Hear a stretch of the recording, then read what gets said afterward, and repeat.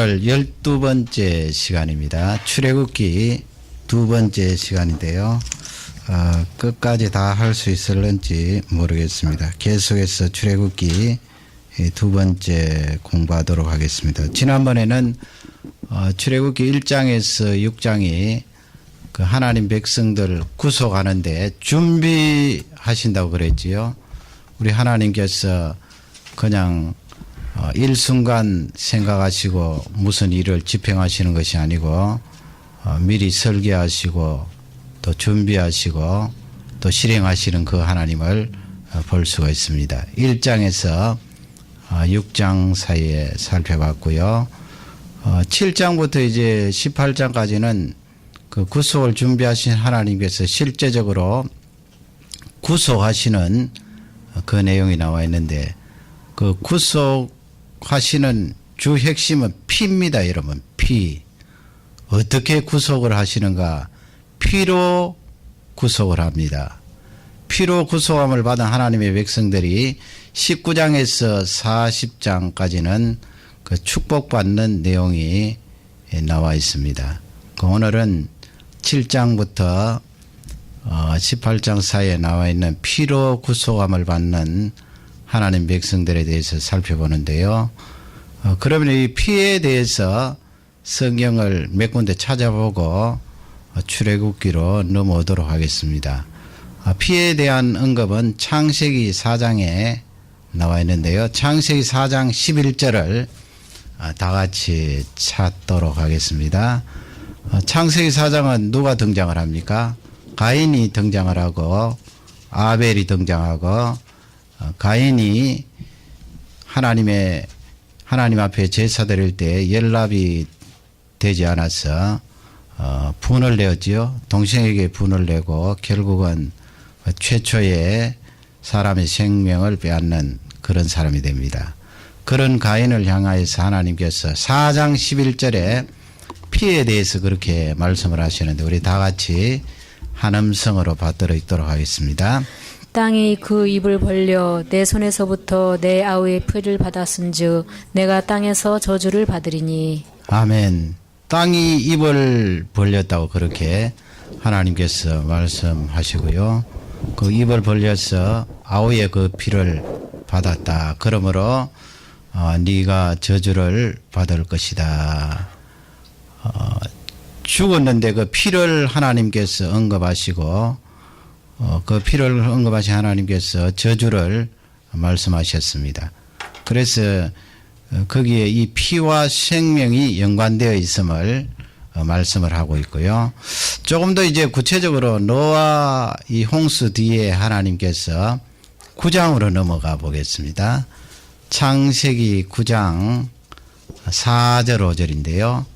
그 4절 5절 앞쪽에 보면 하나님께서 이 동물들을 우리의 음식으로 그렇게 허락하시는 내용이 나와 있습니다. 여러분 저번에 공부하신 대로 창세기 1장에 보면 하나님께서 씨 맺는 열매라든지 채소를 우리에게 식물로 주시지 않았어요.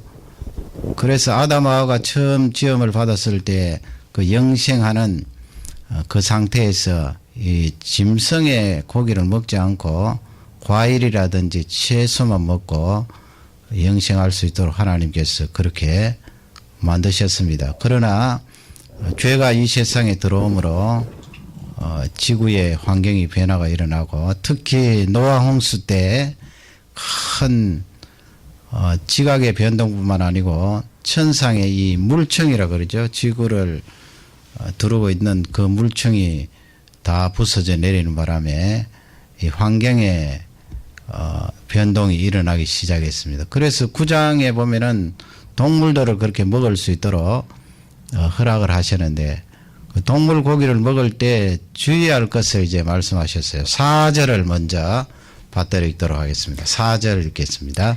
그러나 고기를 그 생명되는 피채 먹지 말 것이니라. 예, 피채로 이 고기를 먹지 마라 그랬는데 그 생명되는 생명과 그 피가 같은 동등하게 하나님께서 말씀을 하셨습니다. 생명의 피. 그래서 누가 뭐라고 해도 우리의 생명이 우리 이 육신의 생명은 피에 의존하고 있다는 것을 부인할 수가 없겠지요. 그렇게 말씀하시면서 이제 5절 말씀에 또 풀어서 말씀을 주시는데요. 5절을 다 같이 읽도록 하겠습니다. 내가 반드시 너희 피 곧 너희 생명의 피를 찾으리니 짐승이면 그 짐승에게서 사람이나 사람의 형제면 그 형제에게서 그의 생명을 찾으리라. 예. 거기도 역시 생명과 피 같이 하나님께서 말씀하셨습니다. 우리의 생명하면은 피지요. 육신의 생명 말이죠. 그래서 이 사람이 이 세상에 태어나서 물론 엄마 뱃속에 있을 때부터입니다마는 계속해서 하나님 앞에 갈 때까지 돌아가는 것이 무엇입니까? 심장입니다. 심장. 심장은 우리가 잠잘 때도 돌아가야 됩니다. 계속 돌아가야 되지. 잠잘 때도 단 몇 분간 스탑 해버리면 그때부터는 이제 영혼이 떠나게 되겠지요. 뭐 위라든지 다른 장기들은 이렇게 쉴 수 있잖아요. 쉴 수가 있지만 이 심장은 계속해서 펌프질을 하고 돌아가야 되는데 그것은 바로 사람이 몸에 생명이 되는 피 때문에 그렇습니다. 피를 계속해서 공급을 해야 사람이 살 수 있기 때문에 그렇습니다. 거기에 이제 동물이면 그 말씀은 이제 사람이 사람의 피를 흘렸으면 반드시 그 피값을 받을 것이다 말씀하시고 또 동물도 예를 들어 말씀하시는 거죠. 동물은 뭐 사실은 지성도 없고 본능으로 살아가는 그런 존재입니다만 하나님께서 동물이 다른 동물의 피를 흘렸을 때 그 피값을 받을 것이다. 그렇게 말씀하신 것은 그토록 이 피가 중요하기 때문에 피는 생명과 연관되기 때문에 그렇게 말씀하신 거고요. 이 피채 먹지 말라 이 말씀은 그런 사람들 있잖아요. 이 사냥을 할 때 이 짐승을 잡아서 그 자리에서 피를 받아서 마시고 그렇게 하는데 성경은 그것을 금하고 있습니다. 물론 뭐 신약 시대는 이 구약 시대에 나오는 이런 내용들 자유하면서 먹을 수 있도록 하셨습니다만은 제가 보기에는 이 피에 관한 문제는 신약에 사는 우리들도 금해야 됩니다. 그 피를 받아 마시면 어떻게 되나요? 하나님께서 동물의 피지만은 사람이 자꾸 받아 마시다가 보면은 나중에 사람의 생명과 연관된 사람의 피도 업신여기고 가볍게 볼 수 있다. 그렇게 생각하셨나 봐요. 그러니까 피채 먹지 마라 그렇게 말씀하고 또 사도행전 15장에 보면은 잘 아시는 대로 초대교회가 이방인들을 받아들일 때 유대인 아니라도 이방인들을 받아들일 때 예수 그리스도를 믿는 그 사람들 피채 먹는 그것을 금하도록 하지 않았습니까? 그래서 이 피를 하나님께서 생명으로 그렇게 간주하시고 우리를 만드셨습니다. 그것을 이제 창세기 9장 4절 5절에서 우리에게 말씀하고 있고요.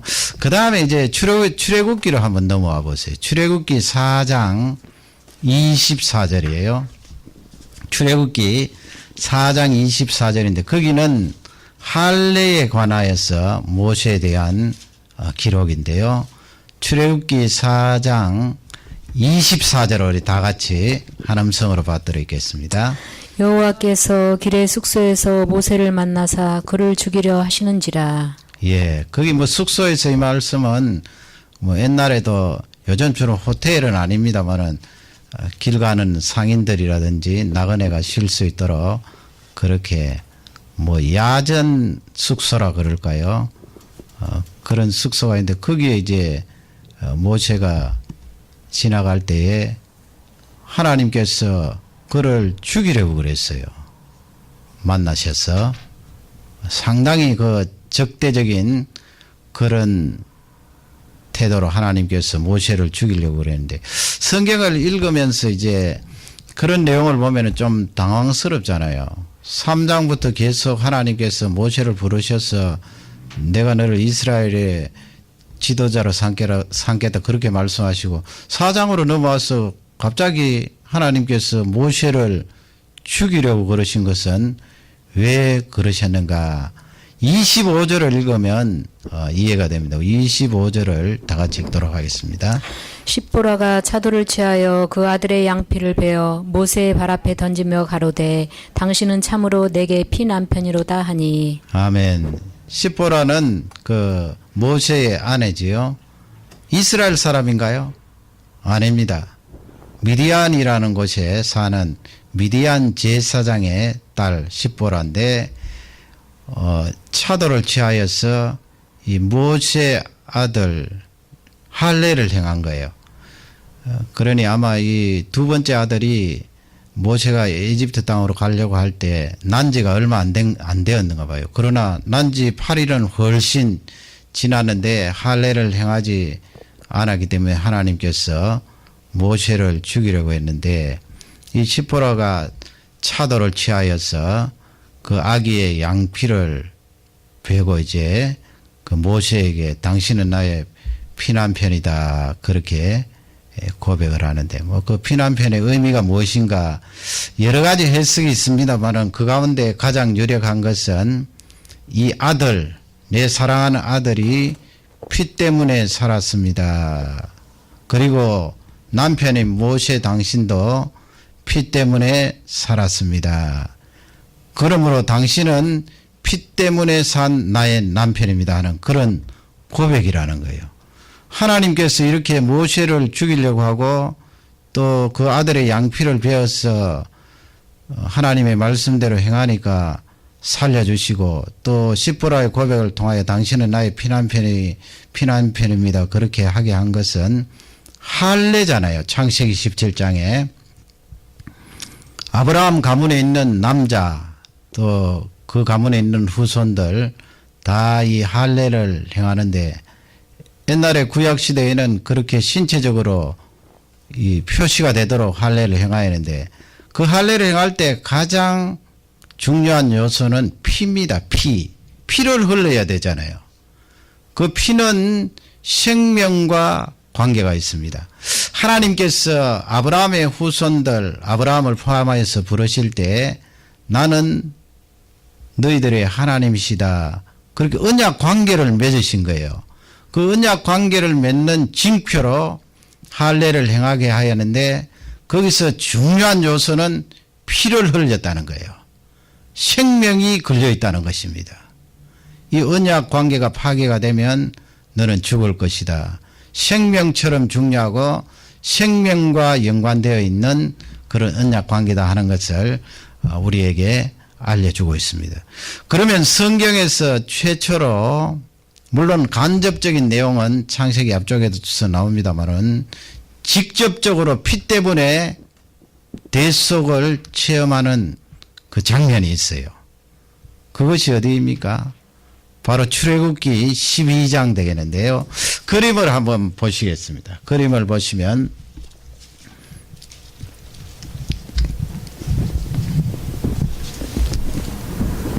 이제 이스라엘 백성들이 출애굽기 12장 6월절 아닙니까? 저렇게 어린 양을 잡아서 그 피를 문 양쪽 기둥에 또 임방에 이렇게 바르는 내용을 그림으로 표시가 되는데 앞쪽 지도 한번 보시기 바랍니다. 저렇게 저쪽에 보면은 람셋이 있고 또 이스라엘 백성들이 살았던 고센 땅이 있는데 10가지 재앙 가운데 마지막 재앙이 바로 이 장자의 죽음 아닙니까? 그러나 이스라엘 백성들에게는 그 유월절을 체험하게 하는 귀한 절기가 되겠습니다. 저 절기를 통하여 이제 이스라엘 백성들이 출애굽하게 되고 숫곳을 지나서 홍해 바다를 건너 이쪽 시내 광야로 넘어오게 되는데요. 출애굽기 12장 7절 한번 보시기 바랍니다. 출애굽기 12장 7절을 찾아서 다 같이 한음성으로 받들어있겠습니다. 그 피로 양을 먹을 집 문 좌우 설주와 임방에 바르고. 예, 양은 이제 잡아서 그 고기는 먹게 되겠죠, 어린 양. 그러나 그 피는 받아서 문 좌우 기둥에 바르고 또 임방에 또 바르라 그렇게 말씀을 하시고 12장 22절로 가시면 거기에 또 우설초도 나오고요. 한번 다 같이 읽겠습니다. 22절입니다. 너희는 우슬조 묶음을 취하여 그릇에 담은 피에 적시어서 그 피를 분 임방과 좌우 설주에 뿌리고 아침까지 한 사람도 자기 집 문 밖에 나가지 말라. 아멘. 식물을 한번 보겠습니다. 성지의 식물. 이게 바로 우설초인데 손으로 이렇게 쥐고 있는 내용을 사진에 담았습니다. 우설초입니다. 그 다음에 또 보시면 우설초가 저렇게 있는데 나중에 성지에 가셔서 실제적으로 보시기 바랍니다.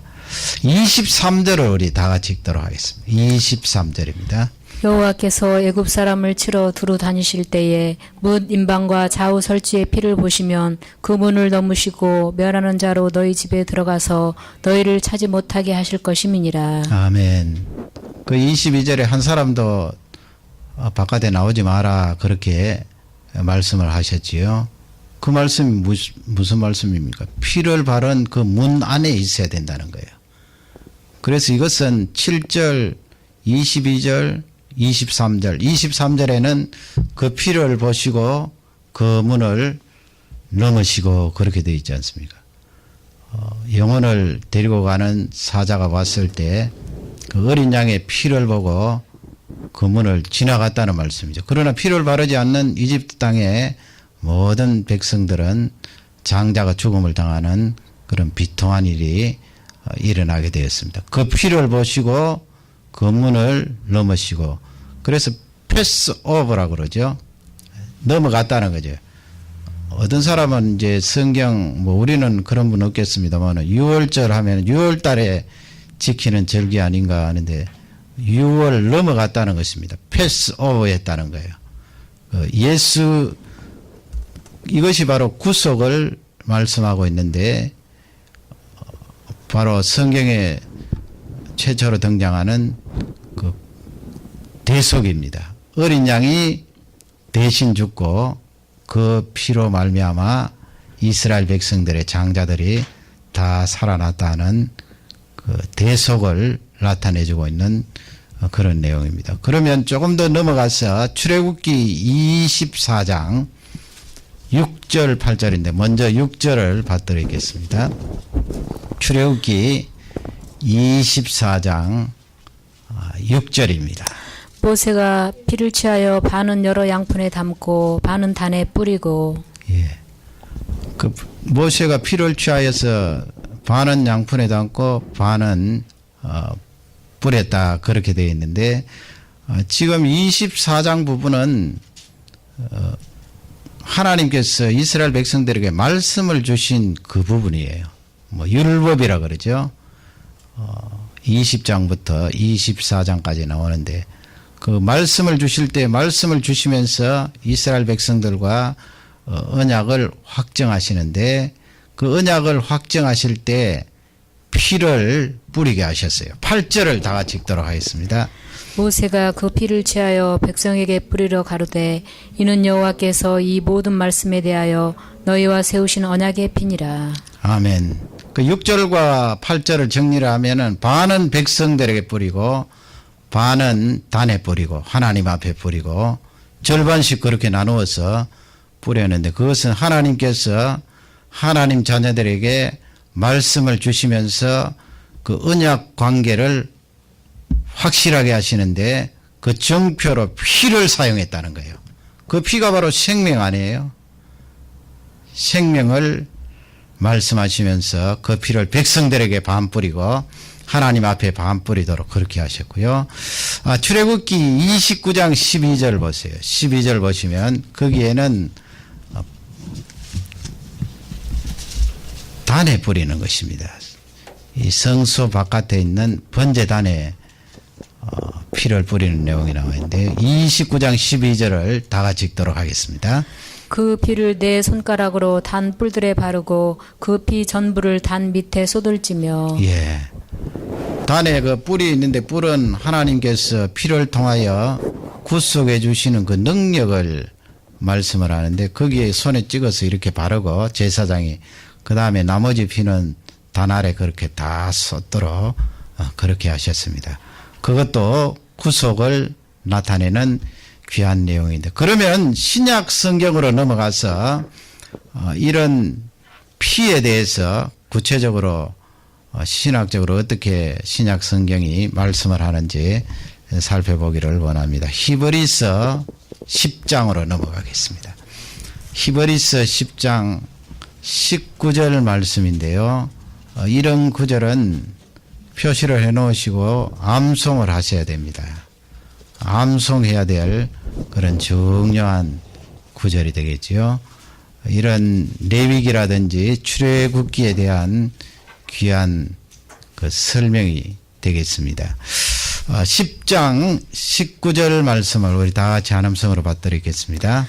그러므로 형제들아 우리가 예수의 피를 힘입어 성소에 들어갈 담력을 얻었나니. 예, 그러므로 우리가 이 말씀은 옛날에는 뭐 제사장, 대제사장만이 성소에 들어갈 수 있었잖아요. 다른 사람이 들어가다는 그 자리에서 사망을 하게 되는데, 거기 그러므로 형제들아 그렇게 부르는 것은, 또 우리가 말씀하시는 것은 바로 예수 믿는 우리예요. 구약시대로 말하면 제사장은 아니에요. 대제사장도 아니에요. 예수 그리스도를 믿는 우리를 향하여서 히브리서 기록자가 말씀하는데, 그러므로 우리가 예수 그리스도의 피를 힘입어 어디에 들어간다고요? 쉔투어리. 우리가 본당을 향해서 쉔투어리라는 단어를 쓰는데, 지금 본당은 아무나 들어갈 수 있지요. 믿지 않는 사람도 들어가서 공사하고 또 나오고 그렇게 해도 괜찮은데, 옛날에 쉔투어리는 들어가면은 죽게 되어 있어요.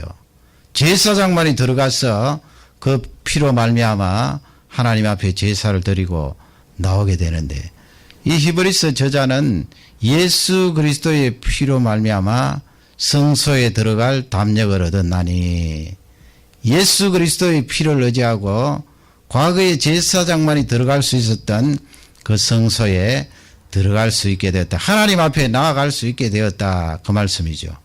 하나님 앞에 나아가서 하나님과 말씀을 나누고 그분과 교제하고 그분 앞에 내 죄를 드러내놓고 회개하고 용서를 구하는 그런 귀한 구속이 이루어졌다 하는 것을 우리에게 잘 알려주고 있습니다.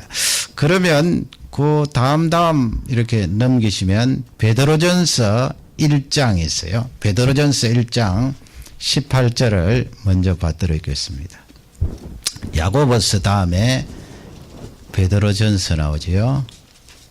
別전 1장 18절 말씀입니다. 다 같이 한음성으로 받들어 있겠습니다. 너희가 알거니와 너희 조상의 유전한 망령된 행실에서 구속된 것은 은이나 금같이 없어질 것으로 한 것이 아니요. 아멘. 뭐 우리 주일학교 어린이들 찬양에 보면은 뭐 돈으로도 못 가요, 마음 착해도 못 가요, 그런 노래 있는데요. 거기 지금 18절 말씀에 보면은 은이나 금으로 된 것이 아니라 그렇게 말씀을 하고 있고요. 그 망령된 행실, 그 하나님 앞에 우리 모두 다 망령된 자들이었지요.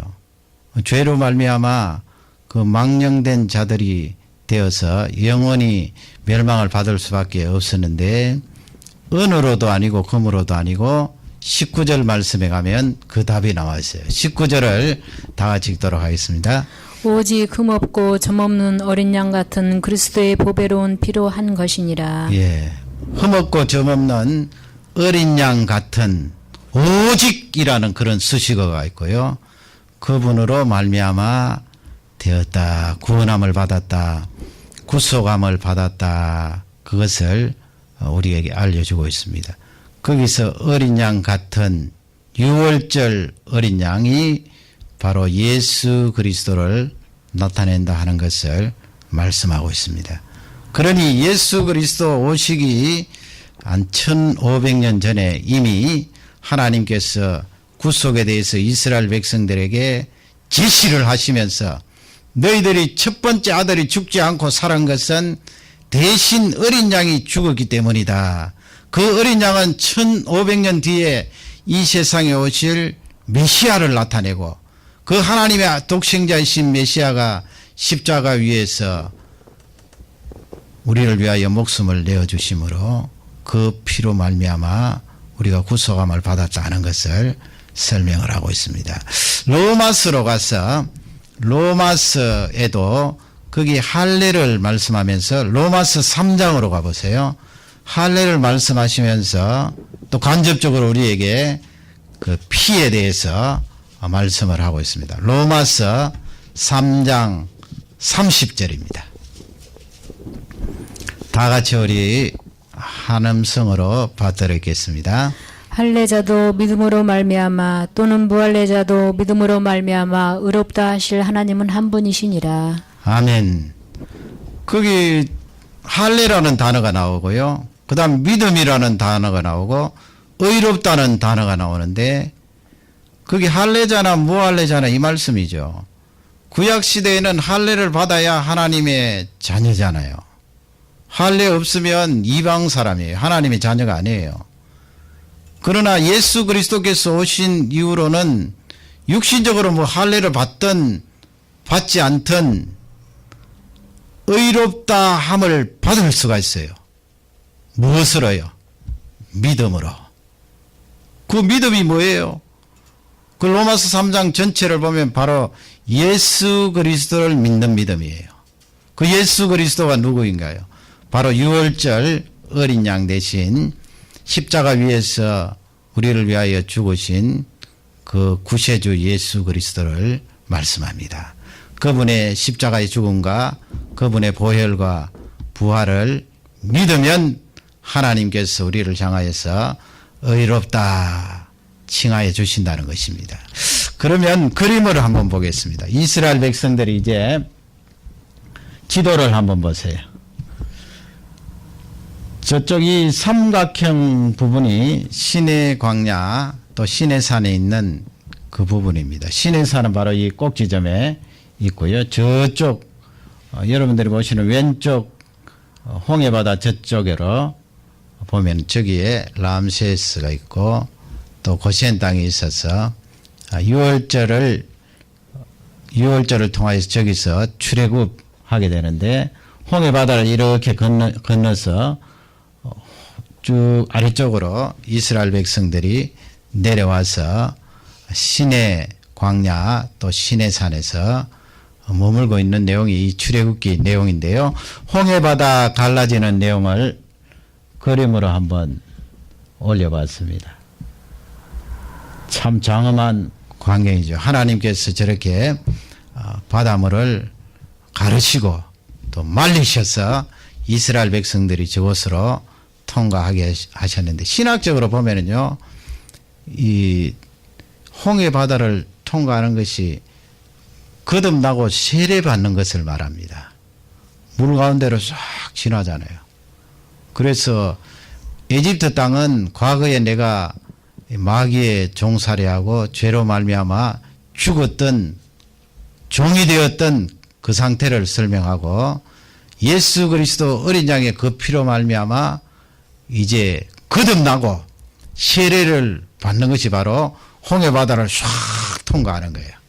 통과해서 광야 그리고 가나안 땅으로 들어가는 것을 설명하는 신학자들도 있습니다. 그러니 신약 시대에 사는 우리도 이 홍해 바다를 영적으로 사실은 체험한 거예요. 하나님의 능력이 아니면 우리가 빠져나올 수가 있을까요? 그 죄악에서 마귀의 종노릇 했던 우리가 하나님의 능력과 은혜가 아니고서는 도저히 빠져나올 수가 없어요. 하나님의 능력으로 말미암아 우리를 건져주신 거지요. 그래서 거듭나고 세례받고 광야 교회로 들어가서 하나님을 섬기고 하나님의 말씀을 체험할 수가 있는 줄 확신합니다.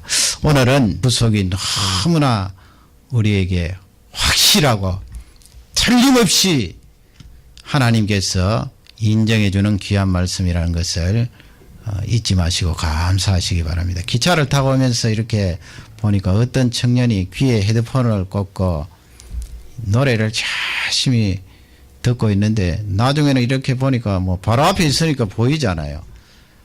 기타를 잘 치나 봐요. 우리 행제님처럼 간사님처럼 기타를 잘 치는데 그냥 가만히 있어서 기타 치는 게 아니고 막 흔들어요. 다른 사람 보든지 말든지 고개도 흔들고 몸도 흔들고 막 자지러져요. 저는 그것을 보면서 이야, 저 사람이 하나님을 찬양하면서 예수 그리스도를 높이면서 저렇게 악기를 가지고 지금 음악을 들으면서 하나님 앞에 노래하면 얼마나 좋을까. 그러나 가만히 보니까 세상 노래를 듣는 것 같아요. 여러분, 우리가 이 세상에서 부를 수 있는 가장 아름다운 노래는 구속함을 받은 찬양 아니에요. 그래서 출애굽기 15장에 보면은 저 홍해 바다를 건너고 나서 미리암이 속어치고 이스라엘 백성들이 하나님을 찬양하는 노래가 나와 있어요. 그 노래를 무슨 노래라고 그럽니까? 요한계시록에는 모세의 노래라고 그래요. 모세의 노래. 그러나 요한계시록으로 넘어가면은 새 노래라고 그러지요. 어린 양으로 말미암아 하나님을 찬양하고 구원함을 받은 것을 감사하는 새 노래예요. 영생을 얻은 그 새 노래. 이스라엘 백성들은 모세의 그 노래, 홍해를 가르신 하나님을 찬양하고 높였지만 3일 만에 금방 또 하나님을 향하여 불평하고 원망했는데, 우리는 예수 그리스도로 말미암아 영원하게 구속함을 받은 그것을 찬양하고 노래하면서 새 노래를 부르고 어린 양의 노래를 부르면서 영생을 누리게 되는 것입니다. 그 청년을 보면서 야, 예수 그리스도를 믿으면 좋겠다. 예수 그리스도를 믿고 그 구원함에 감격하여서 저렇게 자지러지게 기타를 치면서 찬양 노래를 들으면서 다른 사람이 보든지 말든지 하나님을 높이면 하나님께서 얼마나 기뻐하실까. 여러분, 이 세상에는 아직까지 이 구속의 은혜를 모르는 많은 사람들이 있습니다. 이 말씀을 통하여서 나 혼자 구속함을 받는 것으로 만족하지 말고 내 일생에 많은 영혼 건지고 살리는 귀한 도구가 되시기를 주님의 이름으로 축원합니다. 다 같이 기도하겠습니다. 우리 말씀을 생각하면서 기도하겠습니다. 하나님 아버지여, 감사합니다. 이 밤에